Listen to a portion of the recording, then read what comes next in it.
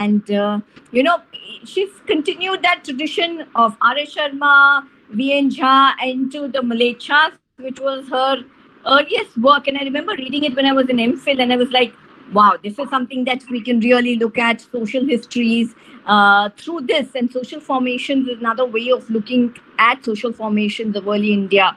So, formally, if I were to introduce her, though I'm sure everybody in ancient India who's done ancient India knows her works, that she graduated with history honors from Lady Shriram College. We are same alumni of the same college, and did her graduate studies at the School of Oriental and African Studies, University of London, where she completed her education with a PhD in 1978. Her teaching career spans over 4 decades, from 1979 onwards, and primarily at the Department of History at the University of Hyderabad, where since 2018, she is the Professor Emeritus in the Department of Sanskrit Studies. In her long tenure at the University of Hyderabad, she's occupied several administrative positions. In particular, she was the head of Department of History from 1998 to 2001, the Dean of Social Sciences 2013 to 15, and Director International Affairs 2015 to 18. She has delivered numerous invited lectures and presented papers at conferences in Canada, France, Germany, Hong Kong, Japan, UK, and USA. Her major publications are, in her main area of interest, which is social history, namely early Indian attitudes towards foreigners, tribes, excluded castes, especially of the social, political, cultural, and religious histories, and archaeology of the Deccan. And this you can see from her very many, very well-read works. Mechas in Early India, Munshira Manohar, 91. Social and Economic History of the Deccan, some interpretations, which was reprinted in 2019, and Subordinate and Marginal Groups in Early India up to the 1500 AD. The paperback edition came out in 2007. So you can imagine how popular it is. And Settlement and Local Histories of the Deccan, which came out recently from Manohar and Rutledge. And there are many, many, many other very important papers and books which no student of early Indian history can actually not do. We all have to engage with the works, whether it is on caste or it is on regional histories or the formation of a pan-regional kind of histories, So over to Aloka ji, and I know that a lot of people are listening to you today, even because I got a lot of calls. So thank you so much, Professor Bala. I really, really want to thank you and Razi and everybody in the your history seminar committee, especially the student friends, because, this has given me an opportunity, at least a virtual meet has enabled me to travel from south of the Vindhyas to the center, that is to your department, a feat I could not achieve in all these years when travel to and fro from the capital city to the periphery was sort of normal activity. So this is, just to tell you all, this is my first in the Department of History at the U. So a special thank you to all of you for having invited me. And so location does matter. As I would like to argue in this presentation, I'm a hardcore Delhi person, by the way. I was born in Delhi to refugee parents. I studied in Delhi, and as Dr. Baba mentioned, I'm an alumni of LSR. But it became a distant place for me once I made Hyderabad home. And what I shall then present to you today is what I have learned through my sojourn in this very fascinating land of the Deccan. In fact, I think a couple of years ago, I wrote a bio with Hyderabad for a presentation that I made at the TIFR, and that showed how the trajectory of my research changed with my location. So you'll find it somewhere on the web, and so if any of you are interested, you can take a look at that. So what do I plan to do today? So you've just seen the book cover, and it sort of says settlements and local history and all that. So this is a book which is not written in a typical chronological fashion. And also that political history is kind of a silent background into this book. And what I particularly highlight, and I hope I can share that with you today, is the historical change in the early Deccan, wherein I privilege the archaeological sources, which are often in fragments, but nonetheless, and also art historical material as well as inscriptions, and with capital letters, coins. So coins are extremely significant in the data that I use to make the presentation. So if you want to, sort of, in an overall sense, try to understand what I'm going to do is I'm going to kind of shift from a meta narrative of history to what I will call local narrative. Okay, and I've divided this presentation into two parts for the benefit of all of you. Just to tell you that in the first part, I'll sort of explain in the introduction what I mean by localities and a term that has become my favorite called heterogeneity, followed by a brief idea of the region that I'm studying. I am not clubbing the Deccan with the far south. So usually students in North Indian universities look at the history of South India in a composite way. I'm trying to suggest that we need to differentiate different parts of South India. So I will explain the region of study, a bit of historiography, just to place myself on the map. And most important for today's presentation, I need to give you some definition of how I have defined the state and what other scholars who have looked at definitions of the state, particularly from the perspective of North India, have done so.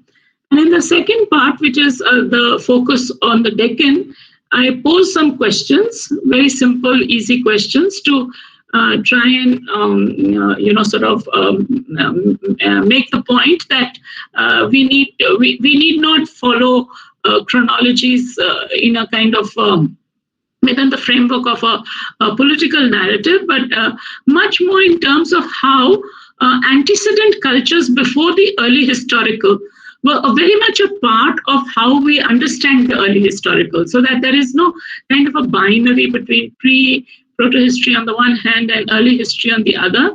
It is a complicated question, but I'll try to simplify this. And then I will, of course, explain these various antecedent cultures in the context of the sub-regions that I would have defined for you in part one. And finally, I will end with two case studies that I have written about, and they are available in the book. And so anybody interested further can, take a look at that. And if time permits, maybe I'll show you some maps. But first, let us have an idea of what I'm going to present. So my theoretical stand, if you want to call it that, about how we should look at historical social formations is that I would prefer that we start with the history of small entities and localities, and then move both vertically and horizontally to etch out the historical moorings of early society and state in the region as a whole. Then, in this sense, locality is placed in a larger complexity of the region, and localities should not be treated as isolated units or mere peripheries. So in this sense, I have argued that they depict the local level, and I'll tell you on the basis of which I have made this statement. They depict a kind of formation which is centralized at the local level because it reflects the accumulation of socioeconomic and political power to control local resources, and obviously, therefore, what we would call local elites become very important.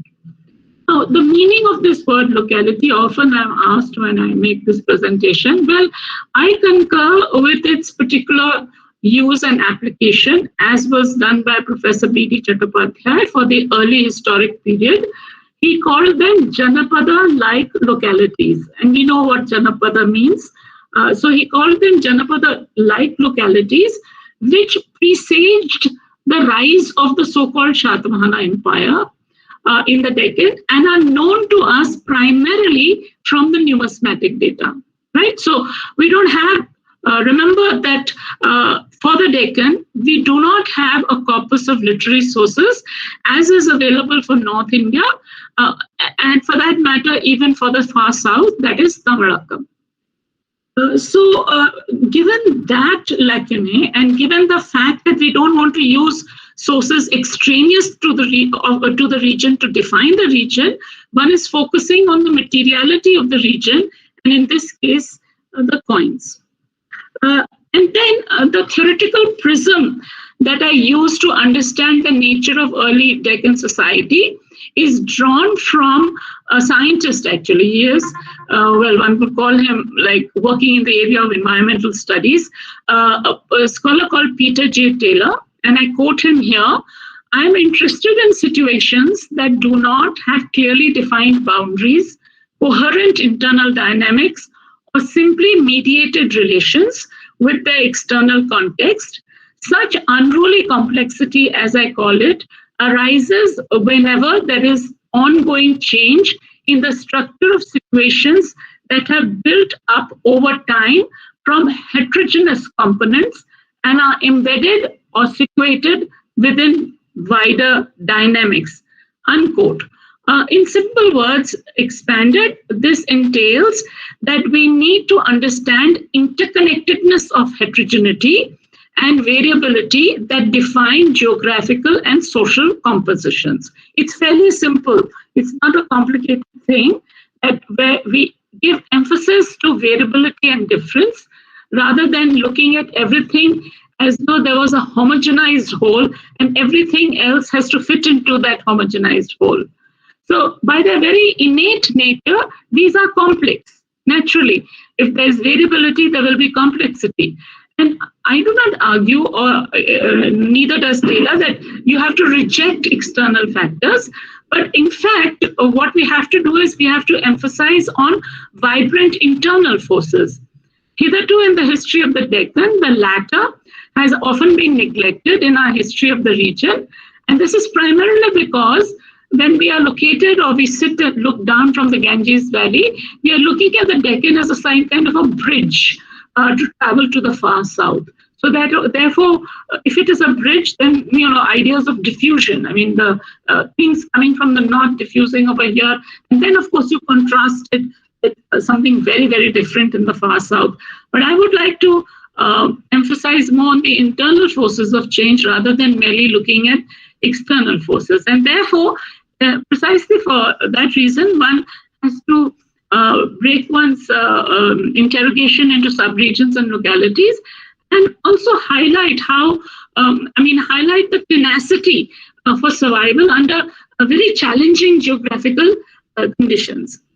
Before I go there, a significant understanding that has enabled me to, make, this study, and this is a very essential premise, is the inspiration I got from reading some time back the famous prehistorian B. Subbarau's book called The Personality of India, which had differentiated geographical areas on the subcontinent as perennial and those of nuclear attraction, those of relative isolation, and those of isolation, that is ecological zones of isolation. The Deccan he had classified as an area of relative isolation, which highlighted diverse ecologies, but one through which transcontinental communication happened. He writes, and I quote again, the areas of relative isolation are characterized by their distance from the main highways for the movement of peoples and cultures. Here they display a different and complicated culture pattern, since their isolation was frequently broken by fresh movements, and we see a curious pattern of survival of the older and the new, unquote. So it is this particularity that we hope to highlight. And to me, the Deccan environments lie at the interstices of a rich ecological diversity that survives historically only in dependence with each other. It's not only me who has been looking at it. I mean, for example, Professor Paddaya's book on the Neolithic ash mounds recently also argued for the same. But in any case, I argue that this personality that we have of the Deccan, it necessarily arises out of this interdependence. And at the base of this interdependence is a mixed farming economy. And various elements of this mixed farming economy have to support each other. So obviously they support each other in terms of the various sub-regions of the Deccan. Now you must be familiar with the Deccan a bit. If not, as I said, towards the end, I can show you some maps. But nonetheless, let me just sort of give a quick description of how I have divided the sub-regions. I've divided them into four. The sub-region A is what is the Western Deccan, marked by the high altitude ghats and strategic passes on its western side, with enormous physiographic and ecological heterogeneity. And the narrow Konkan coast further to the west is also very different. Sub-region B is what I call is the Central Deccan, which is marked by the black soils of Vidarbha. And the center is marked by the Deccan Plateau with red soils in parts, not retaining much moisture. And this is the Telangana territory, described as the land of tanks and artificial irrigation throughout history. And then there's sub-region C, which is the Eastern Deccan with the low-lying hill ranges, Eastern Ghats, home to a land of wide fertile deltas and plains of the rivers Godavari and Krishna, pregnant with alluvium. And the plains, of course, show considerable variation from north to south. And then there's sub-region D, the southern Deccan, the upper reaches of the Krishna-Tungabhadra plains, which cut across the plateau.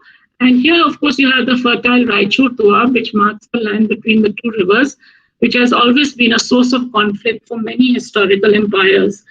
Except for the Narmada and the Tapti, the rivers Godavari, Krishna, Pannar, and all the others flow from the west to the east into the Bay of Bengal, cutting across the Deccan Plateau. For example, the Godavari, is very deep, has very deep gorges when it rises in the west and then moves slowly and at Bhadrachalam opens out into the plain. So each of these rivers has a very fascinating history. And I mean, I love this explanation of Krishna being called Krishnaveni, like a big, thick black plait, which has which rises, of course, again in the west and moves and opens out into the plains and so on. And remember one thing to understand the overall essence of what the Deccan is. All these rivers are rain-fed. They are not glacial fed, and so therefore climate is also a very important factor in how settlements arise, disappear, or totally disappear in some cases, and so on and so forth.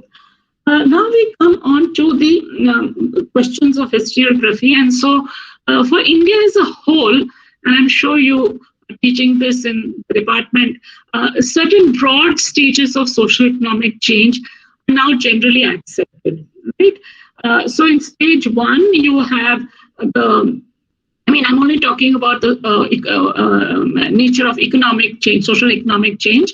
You have the Bronze Age urban experiment, that is 2600 to 1500. You have a pastoral phase, 1500 to 1000. You have plough cultivation and agricultural economy, 1000 to 600. Iron production and crafts and agriculture, 600 to, this proliferate. It proliferates 600 to 300 BCE and all.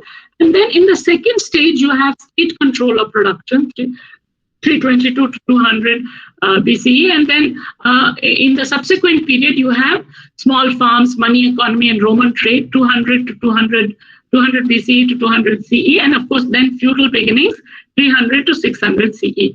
So we could put all this into a political chronological framework also, but not necessary because I've given the date, so you can juxtapose yourself what each of these phases indicate. But what I have to say about this is that it is accepted, it is taught, and it's generally agreed upon. But if you look at the subcontinent as a whole, then this is too much of a kind of a linear economic thing. So, for example, stage one, only the perspective of the Indus and Ganga Valley is given, right? And regions other than these are not encompassed in that stage one, right? Not at all. There's no discussion. Maybe they're living in the Stone Ages or something like that. There's no discussion on that. Secondly, when we come to stage two, supposedly this is a pan-Indian perspective, right? From Kandahar down to Maski and so on and so forth. You have Ashokan edicts, but this supposed pan-Indian perspective, were the controls equal in all the regions? What was the nature of control, economic control? Was it like absolutely, complete, or was it partial, or was it vertical, or was it horizontal? And above all, in some regions, there was an interdependence of modes of production. And of course, there is no discussion at all about this. The argument that there is a dominant agrarian mode of production for even all of India, even North India, I mean, this is, I think, a bit too exaggerated. It's just like, the agrarian revolution, I mean, the God-in-child kind of hypothesis, the Neolithic revolution, and then the urban revolution and all that. All these are like perceived as these revolutionary things that happen. But of course, it sort of bypasses this whole complexity that I'm trying to present towards you, that there's the role of transport, rainfall, irrigation, nature of labor, type of land, variance. This varies in each regional context. So to superimpose these linear phases of economic change becomes problematic. So it's for that reason that really I started to look at time and space in terms of the economic change that happens, in particular, in the context of the Deccan. And furthermore, this also you're probably familiar with, that when we look at interpretations for ancient India, we have what is ancient India, and that is often called early India, and we look at state formation, social formations in ancient India, and this is like well researched and well presented, and everybody knows about that. And then we have, of course, the early medieval period, which of course some scholars prefer to call feudal. And then when we look at the ancient early period, you are talking about the Ganges Valley, and then you do bring in Kalinga and the Deccan, but you bring in Kalinga and the Deccan as a kind of an offshoot of what has happened in the Ganges Valley, right? And of course, the Tamilakam is treated totally differently. And there's no way that one can get away for the early medieval period. We can't get away but stand on the regional ground, because when you go into the early medieval period, suddenly you shift into the different regional kingdoms. I mean, this is the narrative of textbooks that I'm talking about. So when, if you look deeply then, for South India as a whole, and in historiographical terms, much of the work has been done for the early medieval period. The Deccan becomes part of these studies, not in a very substantial way, but primarily these early 20th century, for example, political factors were considered very important for the formation of monarchical states. In the works of Dubrai, Gopalan, Meenakshi, Shastri, Nilakanta Deret, and others. In the mid-20th century, scholars shifted their attention to subordinate chieftains, feudatories, Govindaswamy, Balambal, local self-government institutions were a big thing for discussion at that time. D.S. Dikshit, I. Subrayalu, all these scholars. All this is for the period where they are looking at regional kingdoms, right? The rise of regional kingdoms. In the post-1970s, you had alternative explanations for state formations. For example, Politics of Plunder in the Understanding of the Chola State by Spencer, Bertenstein, and of course in India, Venkat Raghutam and others looked at a series of writings on the impact of agrarian systems on state formation, but then argued that the king only enjoyed ritual sovereignty. This view was very sharply criticized by Champak Lakshmi, Vijay Ramaswamy, and others.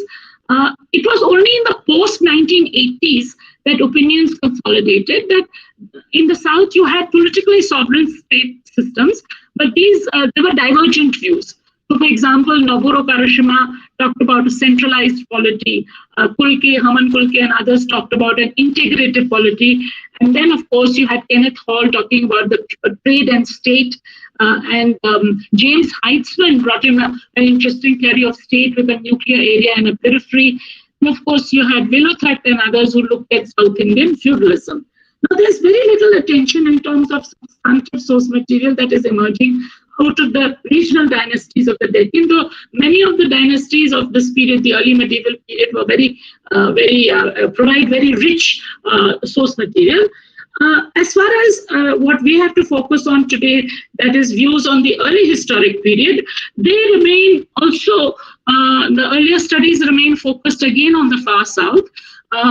For example, again, Nilakanta Shastri and others focus on the three Vendars or Vendan, Chola Chera Pandya, the Sangam polity, which Subramaniam elaborated in his book. And then, of course, the Sangam age is supposed to end after the 4th century CE, followed by 3 centuries of anarchy by invading groups called the Kalabharas. They're supposedly supposed to come from the north, called the Kalabhara interregnum. But most recently, and this is a valuable contribution of Rajan Gurukul on understanding social formations for the far south. The important thing about the far south is that there is now enough research that has been done by scholars in literary studies and historians on understanding the Sangam texts, right? So that gives a lot of data. If I can say that, archaeology hasn't played so much of a role in defining the social formation. As for the Deccan, we are absolutely almost exclusively dependent on inscriptions, archaeology, and numismatic data. So that's a major difference with the far south. The Deccan historiography in particular, and I don't want to go into too many details because it's replete with a discussion on chronology of the Shatavahanas, deciding on their original homeland. I don't know whether any of you have come across G. Yazdani's edited volume, which has chapters on the various dynasties that ruled over the Deccan. It's called The History of the Deccan in 2 volumes. And there are many scholars, Gopalachari, B.S.L. Hanumantrao, Kambapati Satyanarayana, who used the market method to study the culture and history of the Andhras, Ajay Mitra Shastri, Krishna Shastri, T.V.V. Shastri. All these scholars have worked immensely on bringing to light a lot of information about not only Shatavahana history, but also the history of various minor dynasties that ruled in this part. So the difference of opinion amongst all these scholars is, should we accept a longer chronology, that is beginning immediately after the decline of the Mauryas, using Puranic evidence in a big way, and a shorter chronology beginning mid-1st century BCE? And of course, this entails a greater use of inscriptions and coins.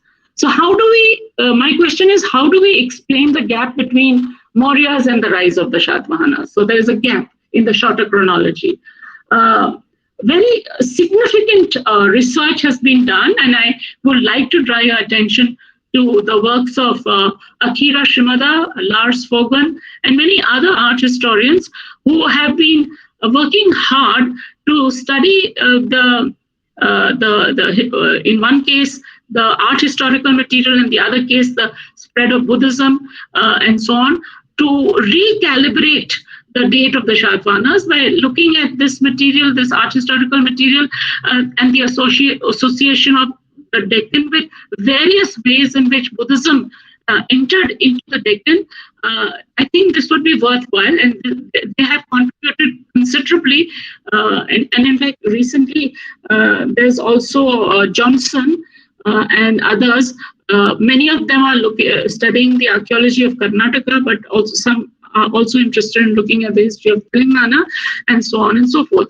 So this is my brief survey of the historiography thus far. So I move on to giving you very briefly the key words for our discussion, that is social formation, to understand primarily why and how states come into being, right? So if we look at anthropological theory, they give us phases in the evolution of human society and habitation, starting with bands, chiefdoms and ranked societies, stratified societies, and then state societies. All right. So when historians have applied these for the study of North India, they usually start with what is called a pre-state society or tribal polity. Some scholars would like to use the word tribal society, call it pre-state society. Others use the word proto-state or lineage to state, and then, of course, full-fledged state, and then, of course, empire.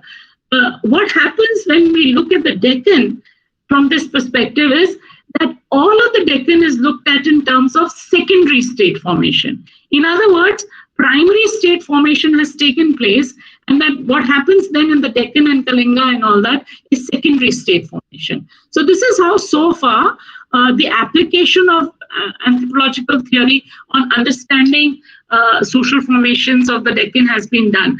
In any case, scholars, even political scientists and scholars who have been looking at ancient societies, they find it very difficult to draw, to give a clear-cut dividing line between state and non-state.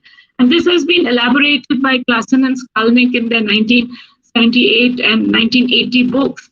Out of this, there were two important views that I thought maybe I should mention. One is by Elman Service, who characterizes chiefdoms as a socio-political organization with an aristocratic ethos, reflecting hereditary and hierarchical structures of power for the pre-state situation, right? And Klassen and Skalnick themselves describe pre-state as incoherent early state. So in other words, where they're saying kinship, family, community ties still dominate, and especially relations in the political field, and where full-time specialists are rare, taxation systems are only primitive, and so on and so forth. So these two kind of definitions are very different from what we call a typical early state. A typical early state is wherein territorial ties balance kinship, when non-kin administrative officers come into being, and so many other things, proper revenue system, army, this, that, and the other, all emerges.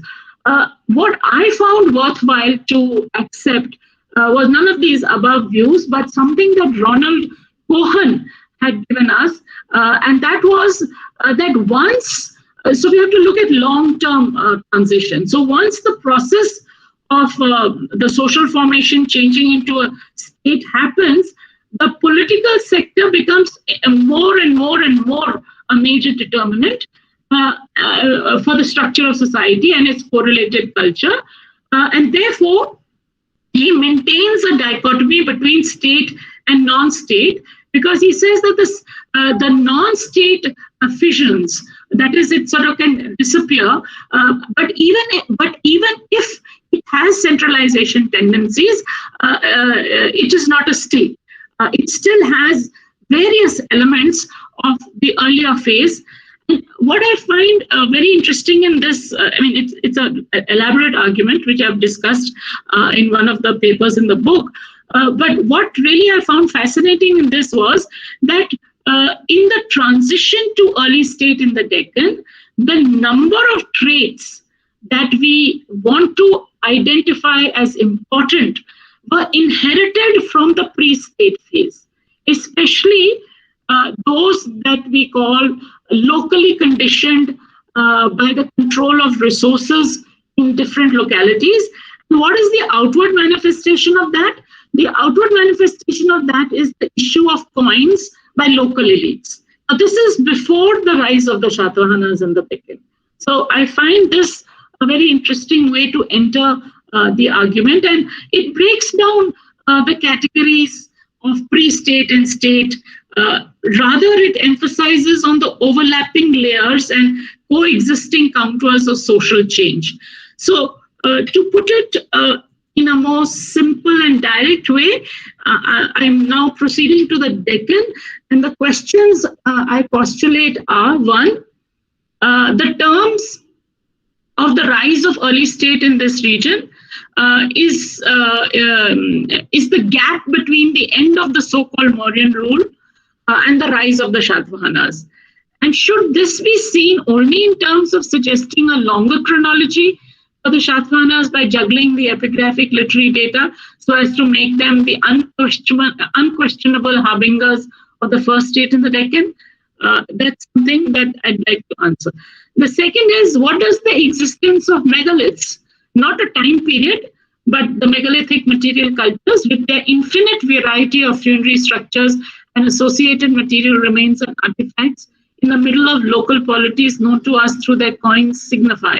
So what is this society that we sort of underplay their importance? And finally, in cultural terms, what criteria should now enable us to mark the beginning of what we understand in general terms as the early historic phase, signified by such markers as the emergence of writing, the rise of urban centers, large-scale monument building, and the like? So in re-examining these questions, we reject the hypothesis that processes of political evolution should simply be seen in compartmentalized binaries of tribal, non-stratified on the one hand, state stratified on the other, or more specifically prehistory, proto-history on one side and early history on the other, tribe on one side, civilization on the other, megalithic on one side, and Andhra in classifying pottery types on the other, uninscribed, inscribed coins, and so on. And so there are innumerable binaries, and we try to fit these things into these compartments. My argument is that we really need to be looking at, as I mentioned, at the overlapping layers, because I said right in the beginning that this whole question of the survival, the tenacity of survival, and the peculiarity of the landscapes that these societies are living in entails an interdependence between different modes of production.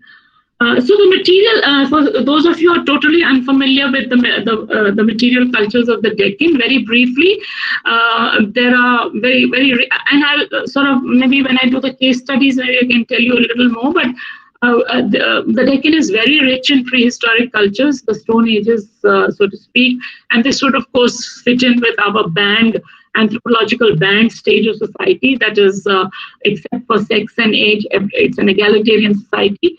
And then you have what are called the proto-historic cultures. There is no Bronze Age urbanization.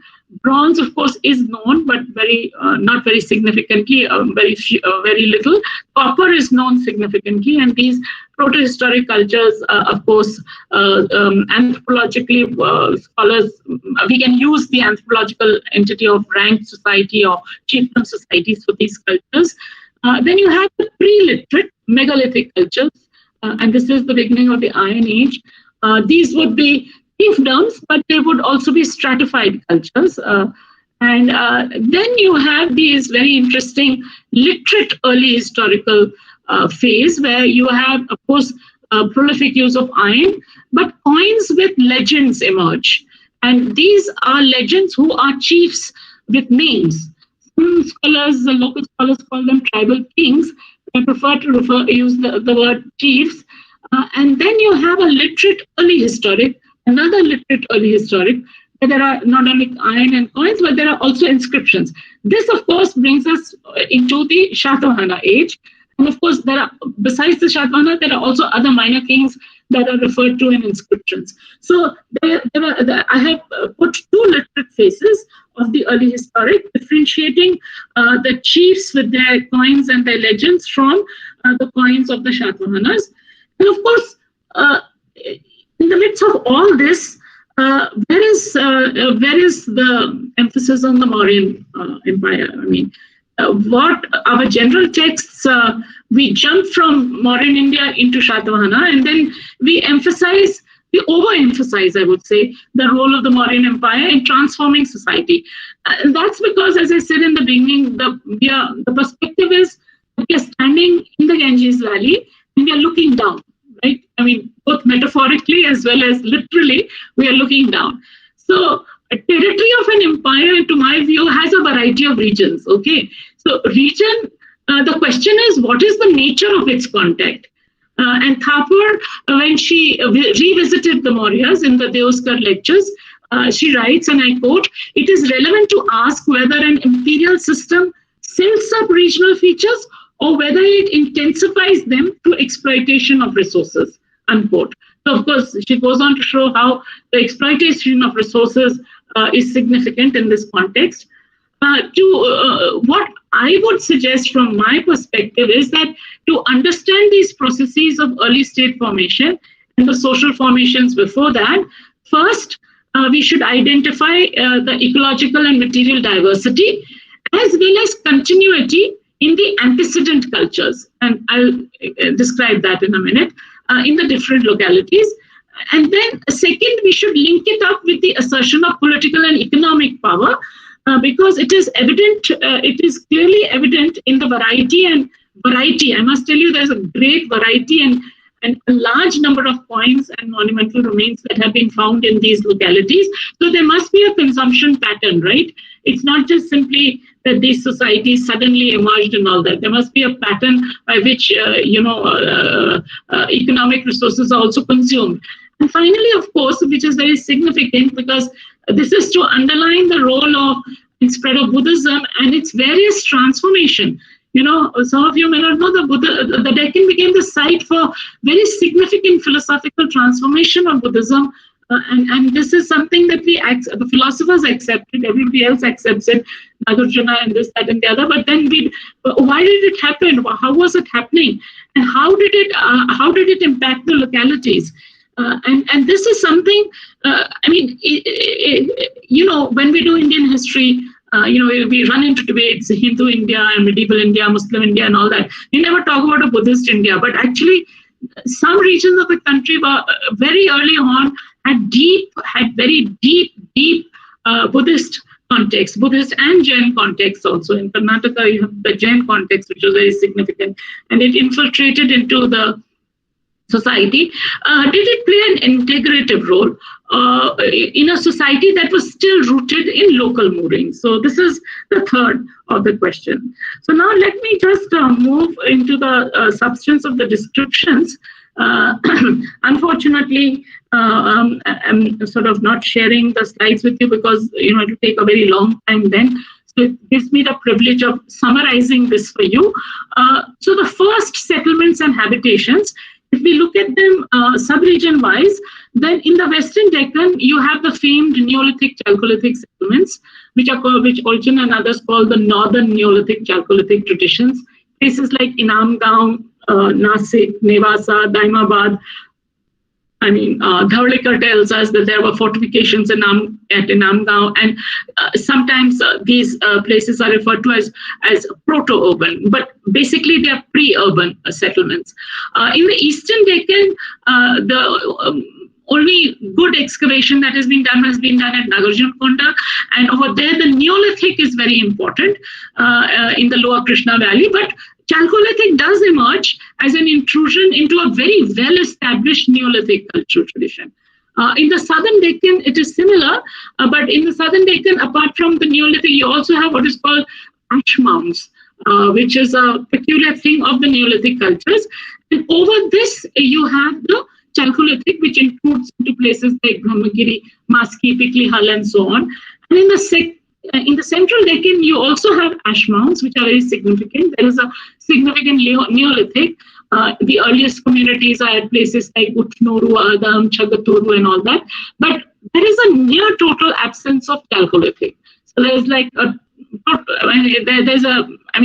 very rare Chalcolithic finds in this part. And in all these sub-regions, we are succeeded by the iron-using megalithic cultures, which of course conspicuous by their absence in North India, and their material remains are identifiable by different types of burials. There are very few habitations compared to the burial sites. There's black and red ware, there are horse remains, and there are of course iron-related implements and etc.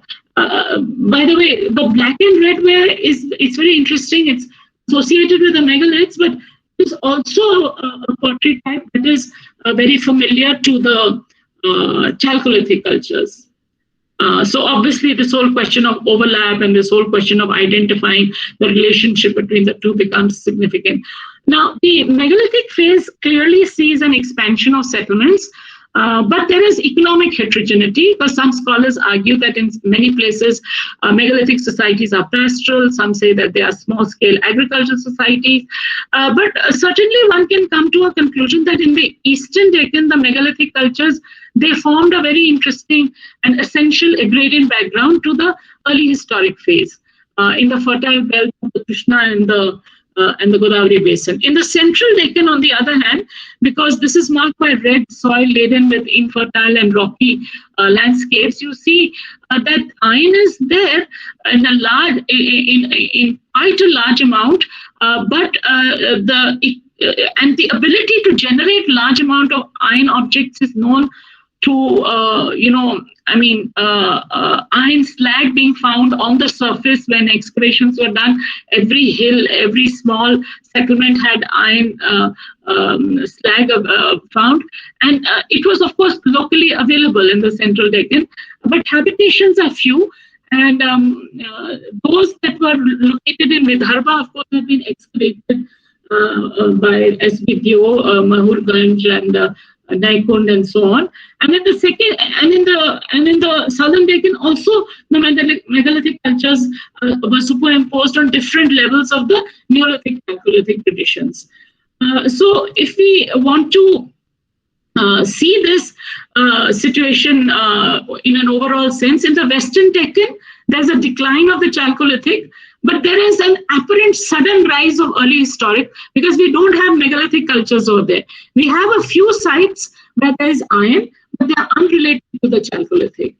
And of course, as I just mentioned to you, places in the eastern, the southern Deccan, of course, see an overlap situation. So clearly, the variation in the central Deccan is very interesting, which of course central Deccan includes the Vidarbha region, where the megalithic settlements emerge as kind of totally independent of the earlier cultures, and the large-scale evidence of iron over here is something that we have to emphasize.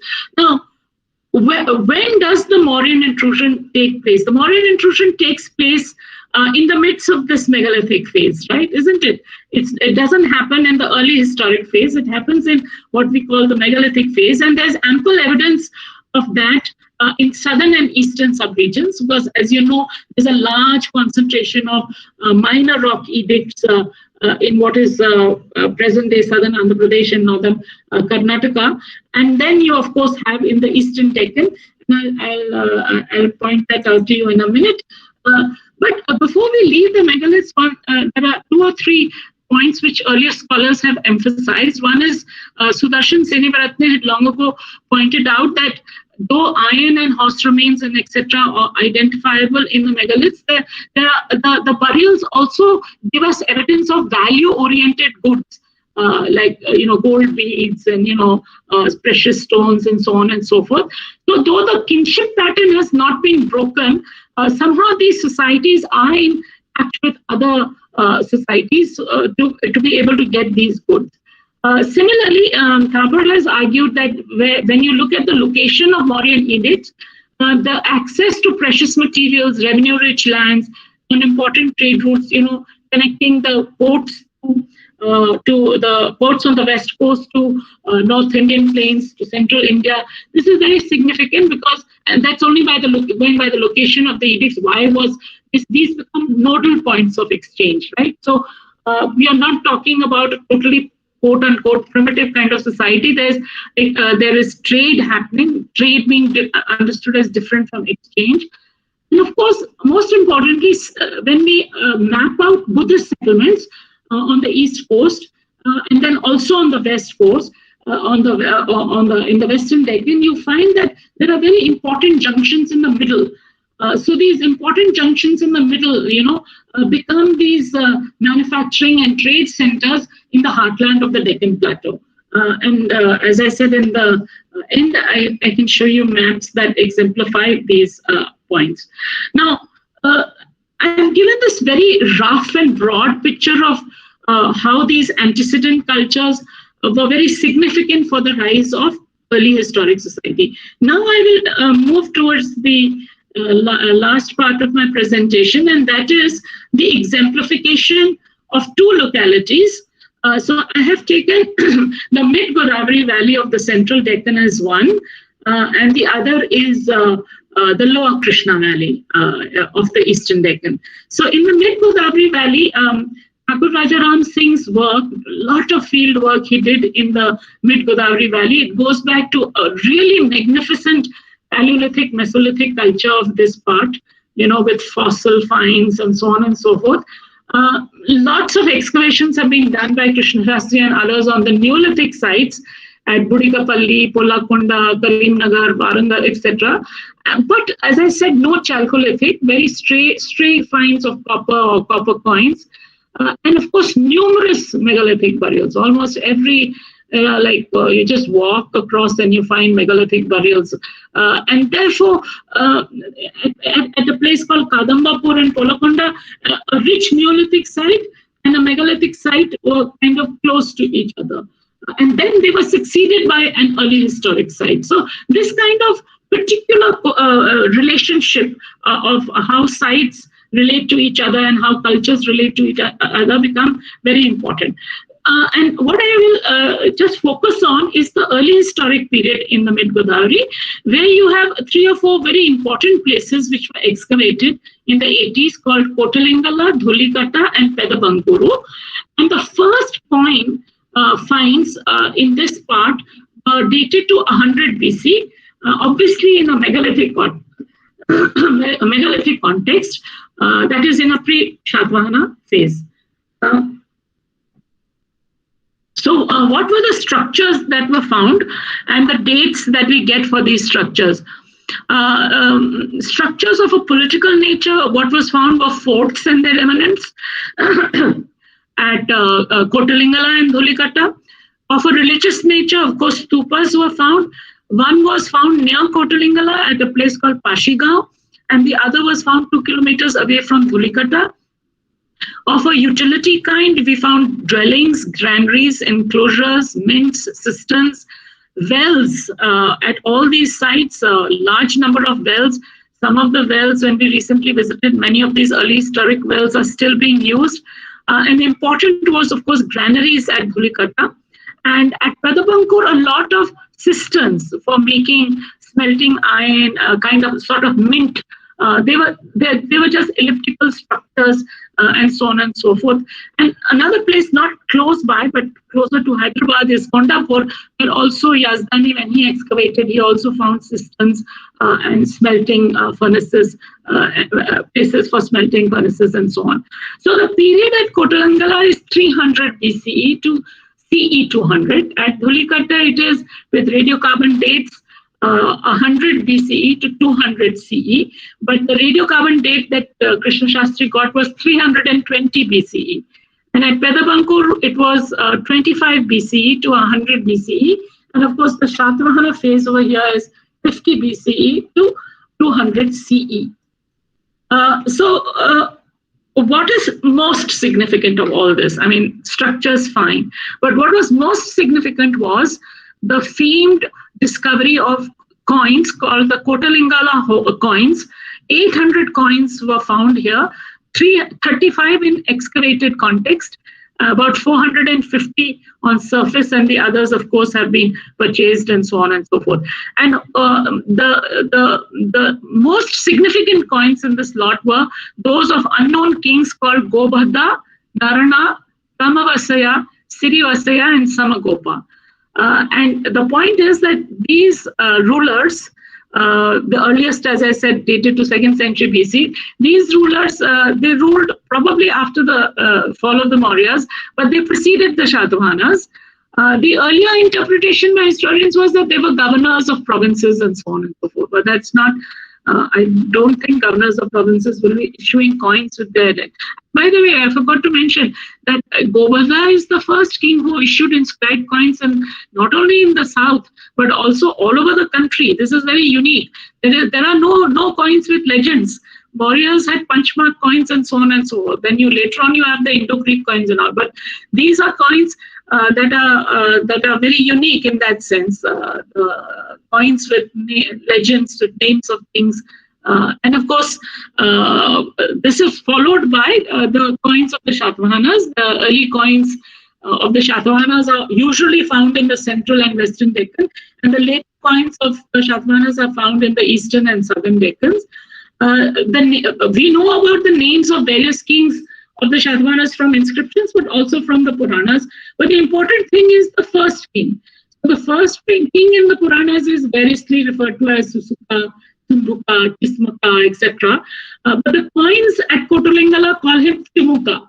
And the Naneghat inscription, which is issued a few decades after Timuka's rule, they name him as Simuka. So there is a problem of nomenclature. The significant thing is that immediately at the stratigraphical level, the coins of this Narana, Gobadha and all were followed by the coins of Timuka. So if you see the bottommost layer of this excavation that was done at Kotolingala, there are punch mark coins, bull and flower type, and then these can be dated as early as the 6th century BC, and from pre-Ashokan times up to the 2nd century BC, you have these punch mark coins. The third layer gives you the thickest material evidence, and this is where these coins of and legends of these chiefs or kings, Gobadha, etc., emerges. 2nd century BC till the end of the 100 BC, and then you have a second layer where there is the evidence of destroyed brick and not very interesting material. But Shatavahana coins begin to emerge in the second layer, 100 BC. Till the end of the 1st century CE. And then the topmost layer is, of course, rammed earth with sills and all that. And you have the later Shatavahana coins of rulers like Vashishtiputra Purmavi and Vashishtiputra Shatkarni. And of course, one silver Roman coin was also found. So I don't know whether you followed that. I mean, it's not so much, these are small settlements.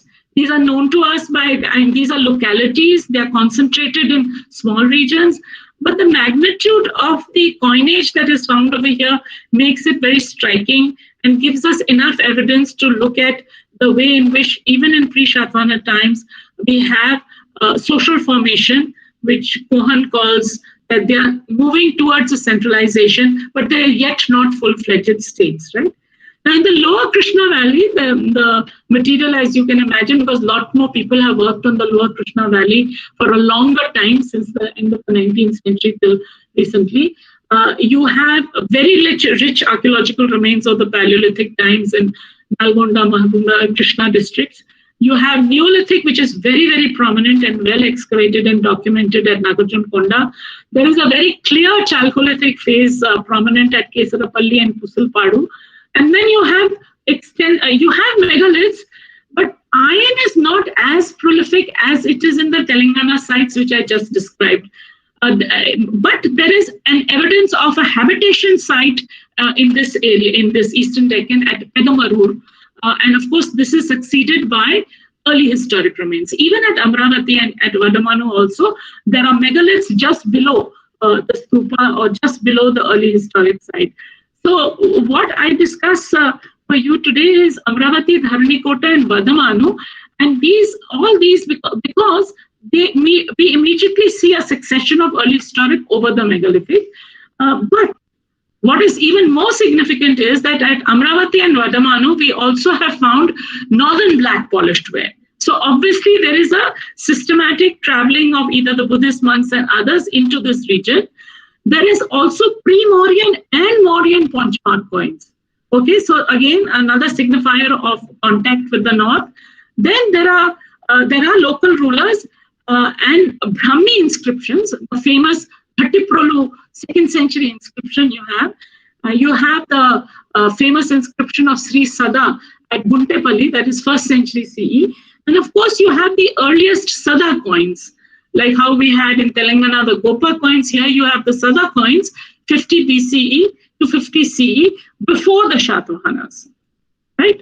So here, the stratigraphy, I look at the stratigraphy. It's impossible to do it for Amravati and all disturbed site, and also Naranikota. But Badamanu was excavated by the Birla Archaeology, and they have given a very systematic kind of stratigraphy where black and red ware, black ware, northern black, polished ware, etc. emerges in period 1, which is 300 to 100.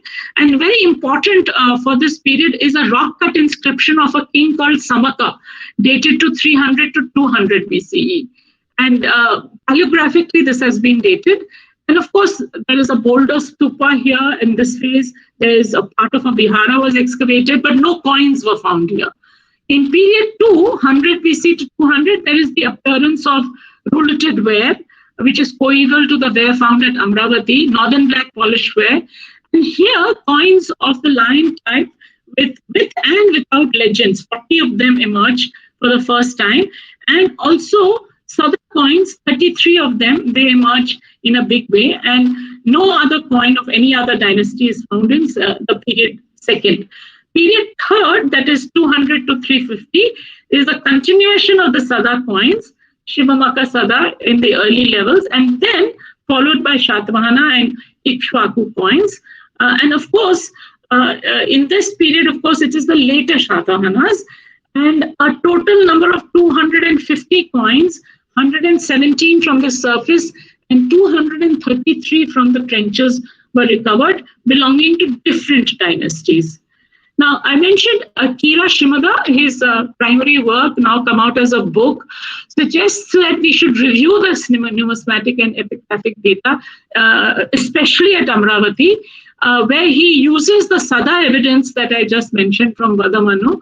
And he says that Sadas should be dated between 40 to 30 BCE, up till 90 to 100 CE. The later Shatavahanas emerge 90 to 100 CE and rule up till 224 to 245. And the Shatavahanas in the Western Deccan can be found to be dated between 50 to 60 CE. And what he further goes on to say, which I think is very interesting for art historians, he says that Shivamaka Sada's name occurs in a rail coping with accompanying sculptures, which has been designated by earlier scholars as the high style of Amravati art, leading to an important conclusion that the construction and embellishment of the work of the stupa was highly developed. This, he says, has to be attributed to this local dynasty, that is the Sadas, and not to the so-called Shatavahanas, right? So in this context, the magnitude of the discovery of Sada coins in the Vadamanu excavations and at Amravati and Dhanikota are very important. And the Shatavahanas then in this argument inherited some of the institutional structures and ideological linkages that these local communities had established. But just I'll pause and tell you that how in the Telangana area, it is the early Shatavahanas, that is the first of the Shatavahana kings, Chimuka. Here we are talking about the relationship with the later Shatavahanas. And something that I'm not going to discuss, but I'll just mention it by the way, that we have, there's a scholar, there's actually a professional doctor who's a coin collector called Dr. Reddy, who has collected so many coins of groups called the Talvaras, Mahatalvaras, Mahasenapatis, Maharathis, Mahabhojakas, Mahagramikas, Mahadandanayakas, and these coins can be identified sub-region wise, and he has made maps of all this.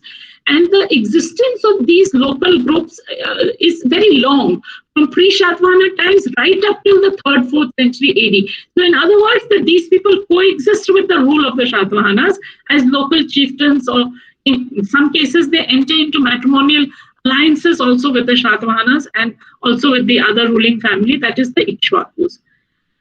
So now I'm winding up and trying to suggest that the exemplification tells us that in one of the two subregions that I've discussed with you, there is contact with the north in the form of, in the northern black Parasher, Panchmat coins, Brahmi inscriptions. And by the way, at Amravati, there's also a fragment of an Ashokan inscription In the southern Deccan also, you have Maski, Brahmagiri, etc. And we shouldn't forget Rajula Mandagiri, Yaraguri, Jonavada, all these have Ashokan inscriptions, right, in southern Andhra Pradesh and northern Karnataka. So there is a large-scale participation of society, and the inscriptions reveal their names to us, particularly of merchants and traders, craftsmen, artists, shilpakaras, professional groups, all sorts of, even members of the royalty, particularly queens and all that, who gave generous donations to the Buddhist institutions. There are nigamas and goshtis.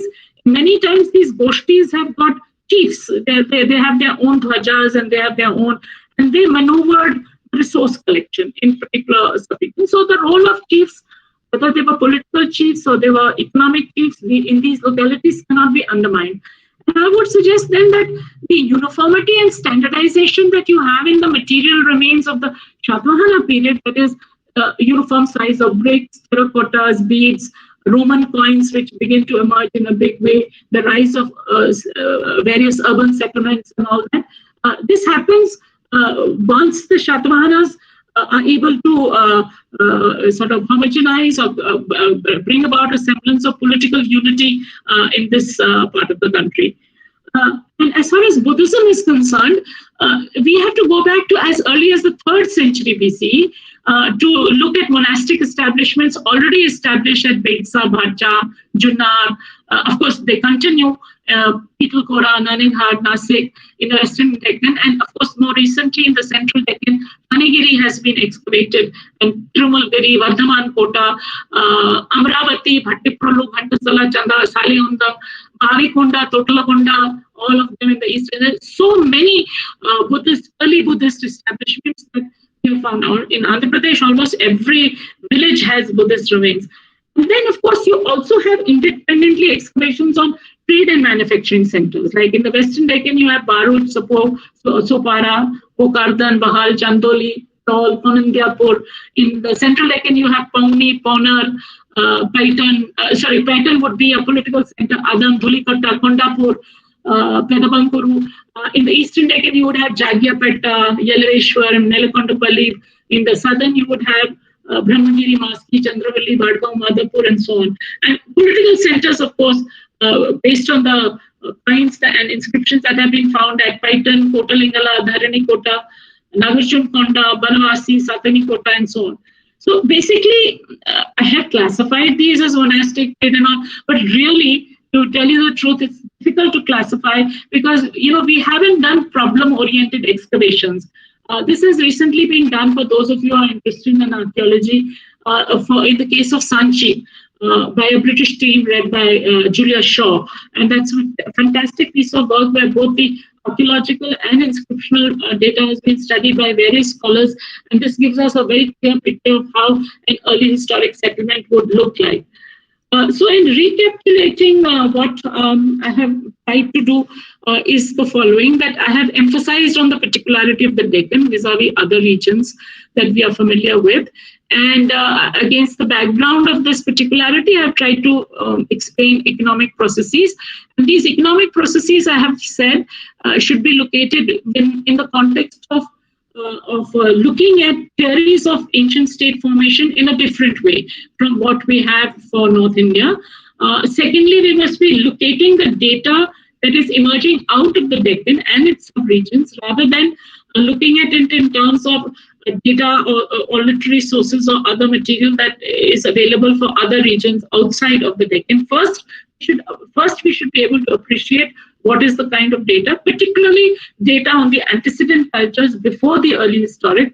And then one can factor in external factors of the Mauryan contact and the impact that they had on the megalithic society of the times. And it is only this that will enable us to then give importance to the rise of local polities and the entry of Buddhism within this society that then leads on, of course, to the Shatavahana space.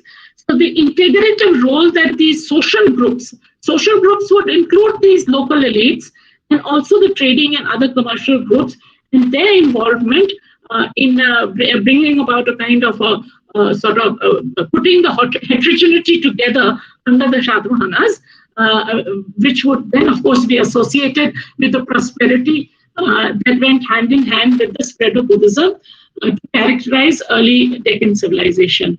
So in a single sentence, we have moved away beyond a singular explanation to place its settlements, that is Deccan settlements and social formation, in a dynamic yet resilient society of the early historic Deccan.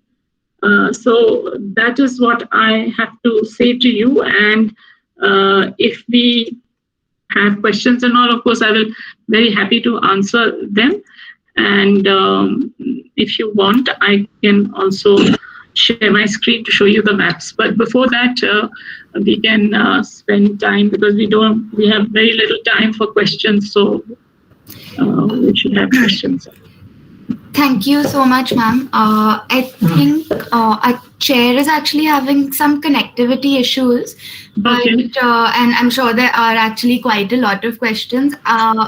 If anyone have them in the chat. If you have them in the chat, I can read them. Yeah, there's some on the chat. There's some on the chat. There'll be others on the Facebook, which I'm sure Aditi and Ashu and all will be able to help, because I can't access that part. We've posted them, ma'am. So if we can start with the people in the meet. I think Professor Baba also had a question, so we can start with that, and then we can move on to the Facebook ones. Okay. While I can, I'll speak, and the rest, I'm sure the students will take over. I can see these, so I'll just do that. Which is that did Dharnikota actually, because you were talking about a megalithic culture or a settlement below Amravati, but did Dharnikota also have pre-Amravati layers, or did it develop in conjunction with Amravati? Because they'll tell us something about the social formation that's happening during the early historic period.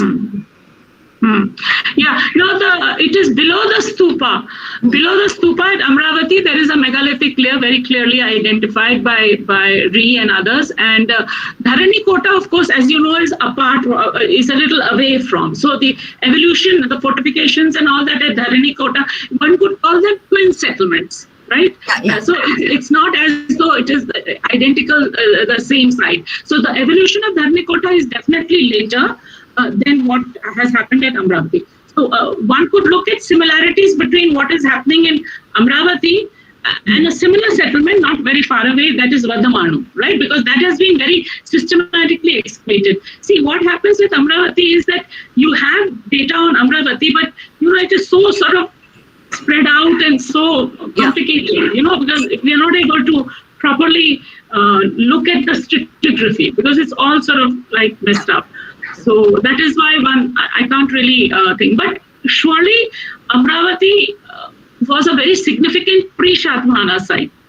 And in terms of some scholars, I didn't mention that, but the local archaeologists who have been working on the megaliths tell me that almost at every place where they have excavated stupas in small villages and all, they always find that they are very close to megalithic burial sites. So that this whole century, that the site was sacred before the Buddhists. Yes. Sacred.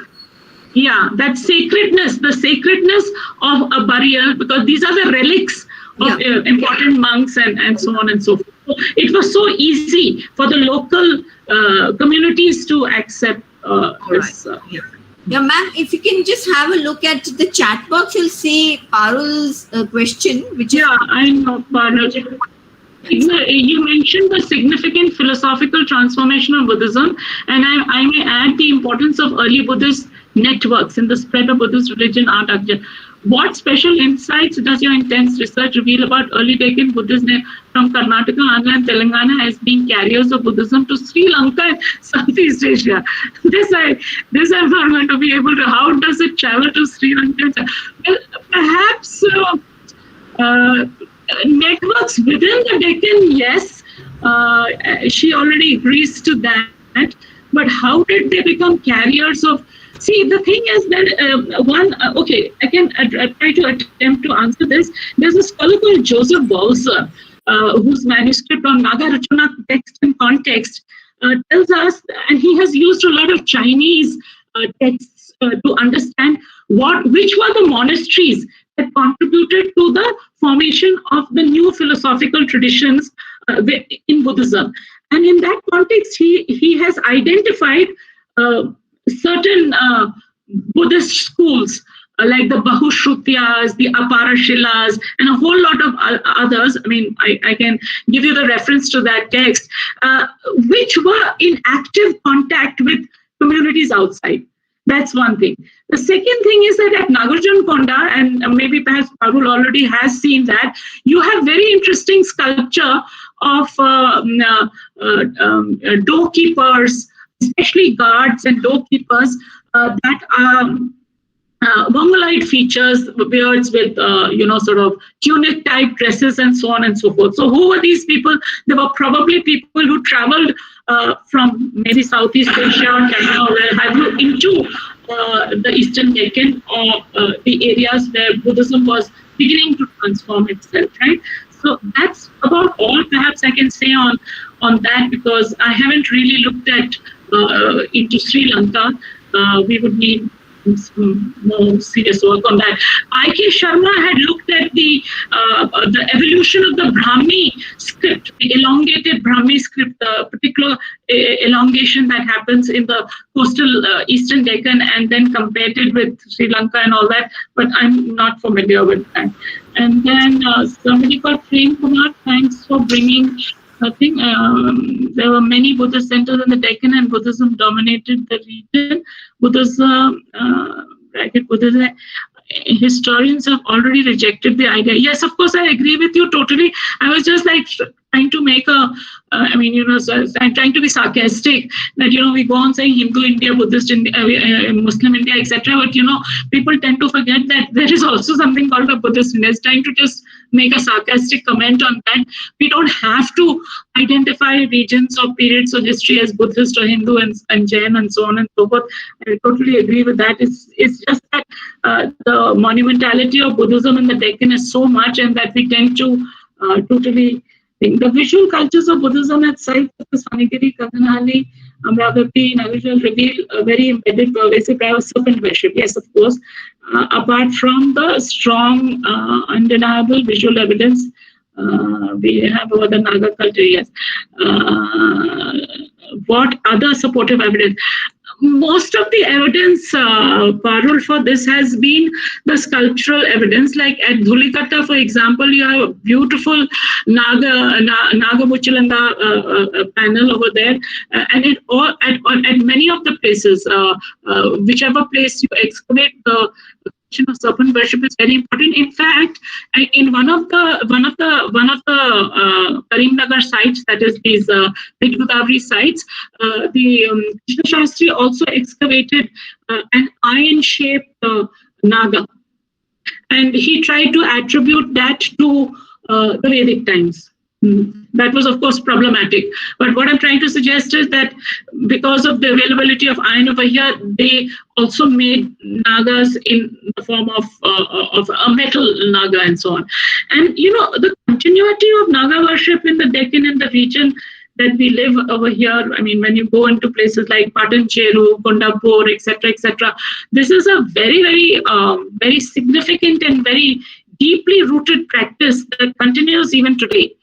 So our work in Patancheru indicated how communities, the ICRSAT, that is the campus, has actually dislocated the village and all that, but the communities continue to come over there for Naga worship. But literary sources for this period, inscriptional sources for this period, no, I don't have any additional thing.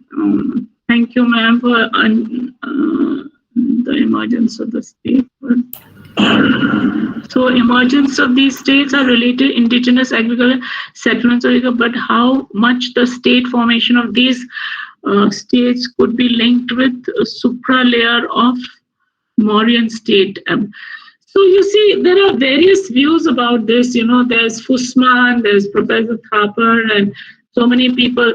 What was the nature of Mauryan contact? The Mauryan contact was perhaps only in these select areas. So why were these edicts put in these select areas? Like we went to Yaragudi. I mean, if you look at Yaragudi today, I mean, it's like just a rocky landscape and very difficult to even sort of navigate over there. So, of course, in the Anandpur district is very rich, and it's called the Vajra Karut Aloka, where it is located, is very rich in diamond mining, from very ancient times and so on. So, what was the nature of the Mauryan contact with these social groups occupying these spaces, Brahmagiri, Maski, Amaravati, these probably very, not very deep, very short-term relationships, if at all. And that also not directly by the Mauryan state, but through intermediaries probably, who would be the local elites, right, of these areas. So the Mauryan state apparatus, I am doubtful whether there was a proper Mauryan state apparatus, but yes, contact and some significant relationship with the local elites in these areas where they were very much dependent on precious metals and stones and all. Intriguing lecture, intriguing lecture, right? I'd like to know, what do you propose for bridging the gap between the profusion of Buddhist settlements and limited number of contemporary habitation sites in the 15 to 20 kilometer vicinity in the Western Deccan, and how far Junnar's curse being one of the few examples Buddhist Vihara with donated inscriptions, evidence of pre-Raven Buddha. Yeah, see, I think that when we look at the Western Deccan, because a lot of work has been done on the Western Deccan, both by archaeologists, art historians, and others, we have tended to look at the Buddhist cave settlements as establishments that were very close, which were located very close to habitation sites.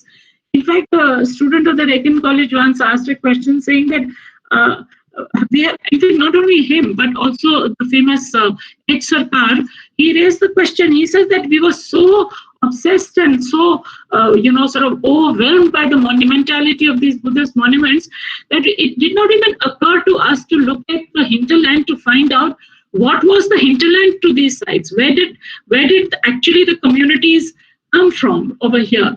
And I think that is where the Sanchi evidence, the Sanchi example I was giving you, where both Basant and Julia and others and other scholars who've been working on that project are trying to identify where did the people come from to give donations to the Buddhist Sangha or to these Buddhist cave settlements. Similarly, even in the Eastern Deccan, what was the nature of who were the social groups?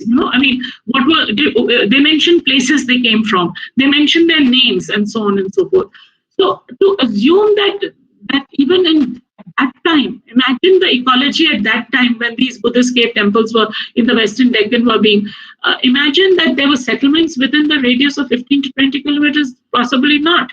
So therefore, the Buddhist Vihara cave settlements over there, I think a much more systematic relationship of the inscriptional evidence and the site evidence has to be done.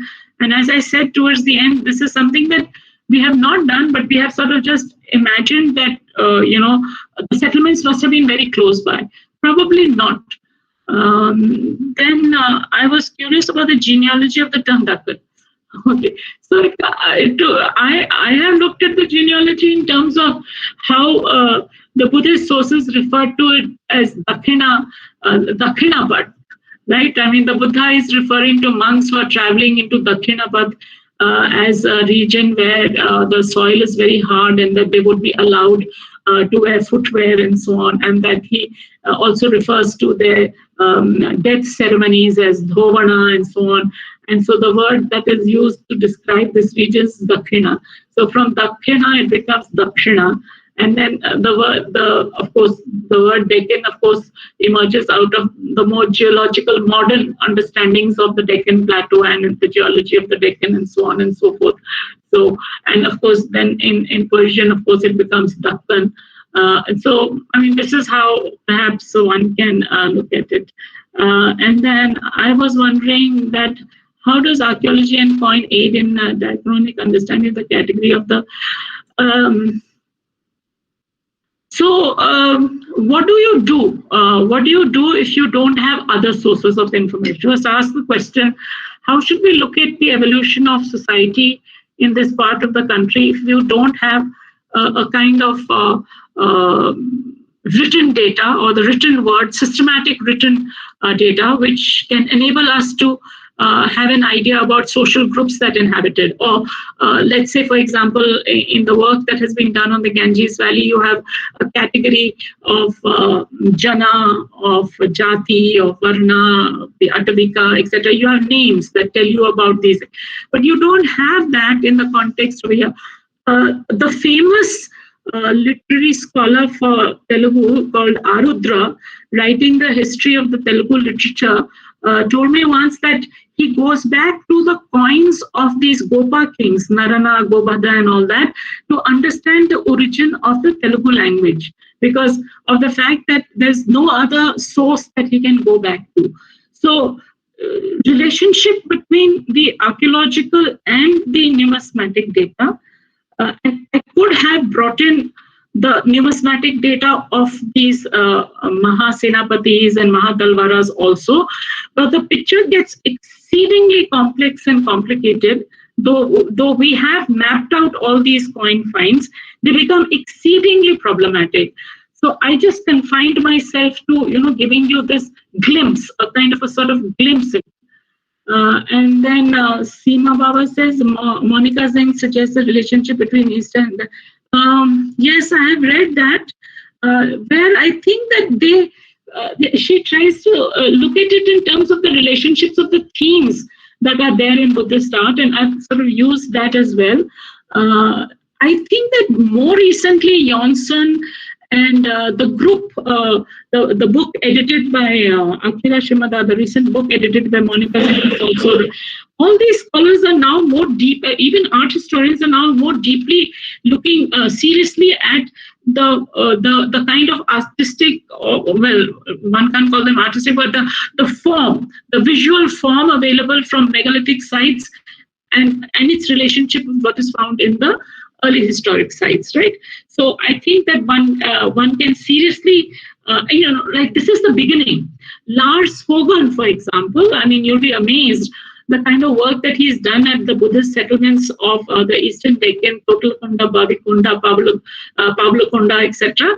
He's actually located himself on top of the Buddhist monastery and walked down to the village and sort of tried to find material remains from the vihara on the top to the village at bottom, and then try to map out the relationship that the community may have with it. And just as a sort of side, in the book I have an article called Conversations at Nagarjun Konda, which is basically a conversation that Mulkraj Anand, when Nagarjun Konda and all were being submerged, he wrote this fictitious conversation happening in Nagarjun Konda, where a monk from Gandhara, one from Tamarlipti, Andhra Shilpin, a Roman monk and his Ethiopian slave, and all this. You take a look at it. I mean, where data is not able to give us this information, I tried to correlate it to the inscriptional data that we find from this part, but not the sculptural and other data. But I mean, I would think that this was like a very vibrant society. People were traveling, especially if the transformation of Mahayana Buddhism is taking place in many of these monasteries. And there are hundreds and hundreds of these monasteries. And if you give me a minute, I will just share my screen and show you the mapping of the monasteries that we have. Sure. There's a map. Where is it? Share.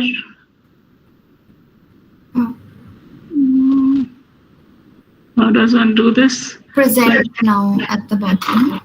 No, I've done that. Oh, it takes a minute, ma'am. In the meantime, there was just one question that you'd skipped. By, Which one? Just above Professor Bava's by Ashu J. Okay.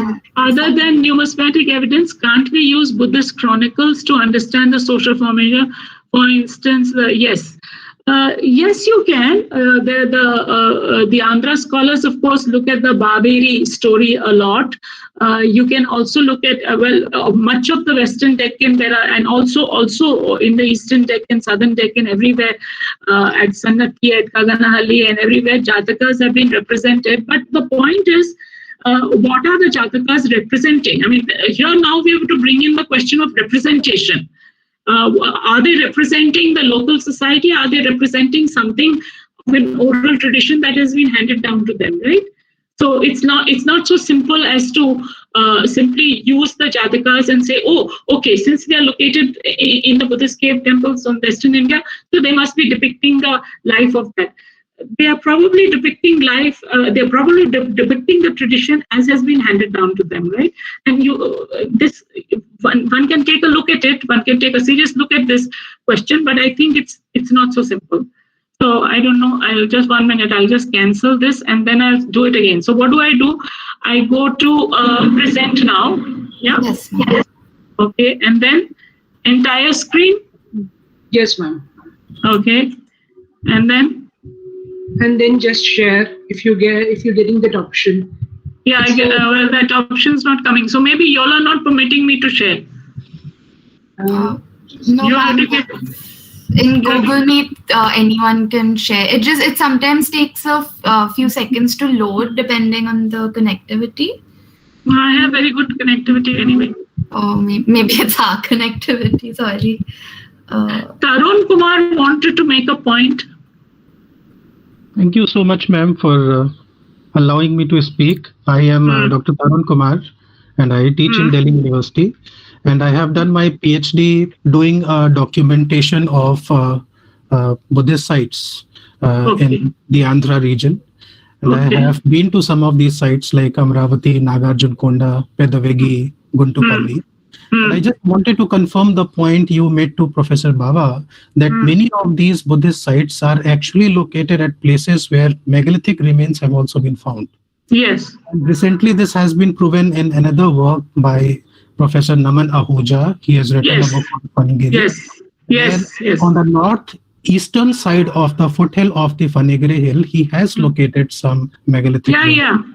And then he has raised some interesting questions as to what exactly. I'm reviewing Naman Ahuja's book, but I have visited Fanigiri many times. It's not only on the northeastern part of that Fanigiri hill where megalithic burial has been found. See, Fanigiri is surrounded on 3 sides by other Buddhist vihara sites, which people have not discussed. One is called Tirmalgari, one is called Bardhaman Kota, and Gazul Banda. All these sites are not very far away from this Fanigiri site. Fanigiri, because the archaeology department took up the excavations, they were also excavating at Gazul Banda, Tirmalgari, and Bardhaman Kota, but nobody has seriously taken up the. So at all of these sites they found. Similarly, the very famous site of Kondapur, which people tend to ignore because it is not so closely related either to the Western Deccan nor to the Eastern Deccan. It's right in the middle, 40 kilometers north of Hyderabad. And over there, though the mound is, of course, a big, huge mound of 80 hectares, below the mound, megaliths have been found. Below, not on the mound. The mound, of course, has been excavated with a lot of structures, circular structures, this, that, and the other, but no Buddhist image has been found there. Lajja Gauris have been found, and various other kinds of terracottas, beautiful terracottas, animal and human and all. But so it raises a very important question, and there's an article on Kondapur. If you are so interested in the thing, please read that, because I'm raising the whole question about archaeology as a source of information also has its problems, because we use that as if that documentation is a fact, but there is a lot of absence also, no? So why in Kondapur, why don't we talk about the Neolithic cells that were found? Why don't we talk about the megaliths that were found? What were these Lajjagoris? 2 Lajjagoris have been found over there. There is no image of the Buddha and we call it a Buddhist site. There are elliptical structures are there, circular structures are there, these have been excavated. And then Yazdani excavated underground chambers.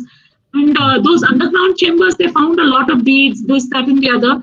And then the 2009 excavation, they found the archaeologists identified them as Vedic altars. Right? From Vedic altars to commercial shops. I mean, there's such a variation in the way in which a site is being defined. And so my point to one student who asked about the Western Deccan is that, see, we have given a lot of importance to the Deccan in terms of the art historical monumental history that has been done. And we have given fine descriptions of that in our various books and articles and all. But we have never looked at the hinterland. What was the hinterland of these big, huge monumental sites? Where did the surplus come from? Were these local communities just generating local resources for their evolution, or was there a larger hinterland and therefore transcontinental routes of communication, and therefore trade became a very significant factor? And therefore, I think Buddhism does play an important role, but the acceptability of Buddhism in terms of this megalithic terrain that I've discussed is very important to identify. Did I miss out any other question, please? No, ma'am. Okay. So, ma'am, there was just one small question that someone had asked. Chandrabhan Pratap, who is curious about the genealogy of the term Deccan. I did that. I answered that.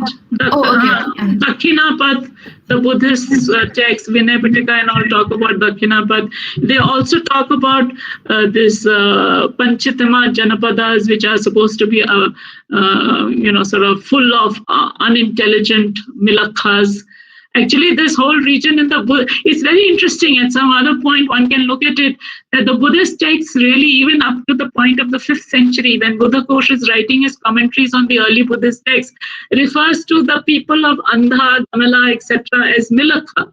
They speak Milakha languages, that is barbarian, language of the barbarians, the equivalent of Mlecha in Pali, Milakha languages. So the 5th century, Buddha Ghosh is writing commentaries, and here, much before the 5th century, you have this Dakkani civilization built around the spread of Buddhism.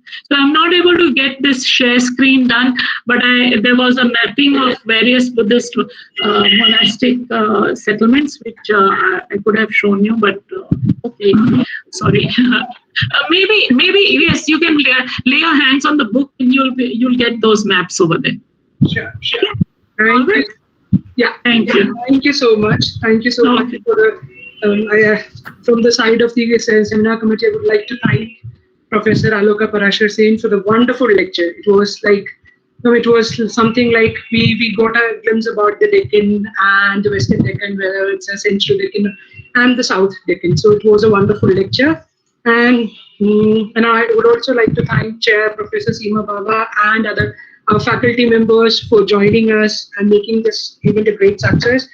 And I would also take this opportunity to just give you a glimpse about the next lecture that is coming, which is on 28th July on Wednesday at 3:30 p.m. where we will be having a lecture on Salt and Sovereignty in Colonial India by Tanuja Kotia, Ambedkar University.